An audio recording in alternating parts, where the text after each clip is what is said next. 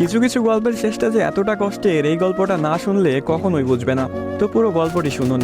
একটি 19 বছর বয়সী মেয়ে তার প্রেমিকের কাছে গিয়ে বলে, আমার 20তম জন্মদিনে তুমি আমাকে কি উপহার দিবে? ছেলেটি মুচকি হেসে বলল, এখনো তো অনেক সময় আছে, আর সময় হলে তুমি তোমার জন্মদিনের উপহার পেয়ে যাবে। বেশ কিছুদিন যাওয়ার পর একদিন হঠাৎ করে এই মেয়েটি অজ্ঞান হয়ে যায়। বাসার সবাই বেশ অস্থির হয়ে যায়, কিছুই বুঝে উঠতে পারছিল না কেউ কি হয়েছে মেয়েটার। তারপর সবাই মিলে তাকে হাসপাতালে নিয়ে গেল। হাসপাতালের ডাক্তার অনেক পরীক্ষা নিরীক্ষা করার পর তার পরিবারকে জানালো, সাদিয়ার হার্টে একটা ছিদ্র ধরা পড়েছে।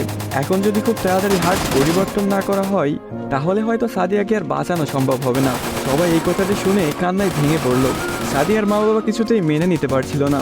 সাদিয়ার প্রেমিক সাকিব তার বিষয়ে ডাক্তারের কাছ থেকে সবকিছু শুনে বলল, এ কিছুতেই হতে দিবে না সে।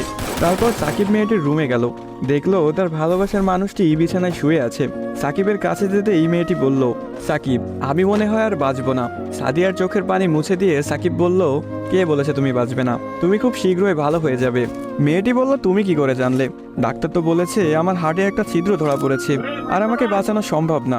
ধুর পাগলি, তোমার কিছুই হবে না, দেখো তুমি ভালো হয়ে যাবে। এভাবেই বেশ কিছুদিন যাওয়ার পর সাদিয়া সম্পূর্ণ সুস্থ হয়ে যায় এবং বাসায় ফিরে যায়। বাড়িতে ফিরে এসে সাকিবকে খুঁজতে থাকে, না পেয়ে সাকিবের বাড়ি চলে যায়। সাকিবের বাড়িতে কেউ নেই।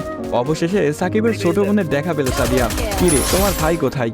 সাকিবের বোন কোনো কথা না বলে হাতের ইশারা করে সাকিবের রুমটা দেখিয়ে বলে উঠল, টেবিলের উপরে আপনার জন্য একটা চিরকুট রাখা আছে। সাদিয়া কথাটি শুনে রুমে গিয়ে চিরকুট হাতে নিয়ে পড়তে শুরু করলো। প্রিয়তমা, আমি জানি যেদিন তুমি এই চিরকুটটি হাতে পাবে সেদিন তুমি সম্পূর্ণ সুস্থ হয়ে যাবে, সবকিছু ঠিক হয়ে যাবে আগের মতো, যেমনটা আমি তোমাকে বলেছিলাম। আমি বলেছিলাম না কিছু হবে না, দেখছো তাই হয়েছে। তুমি আমার কাছে 20তম জন্মদিনের উপহার চেয়েছিলে না? অনেক ভেবেছি, কিন্তু তোমাকে কি উপহার দিব ভেবে পাচ্ছিলাম না।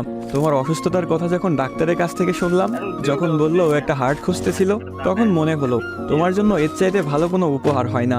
আমার হার্টটাই ছিল তোমার জন্য শ্রেষ্ঠ উপহার, যা আমি তোমাকে দিয়ে গেলাম। মন খারাপ করো না, আমি আকাশের ওই উপর থেকে তোমাকে সবসময় দেখব।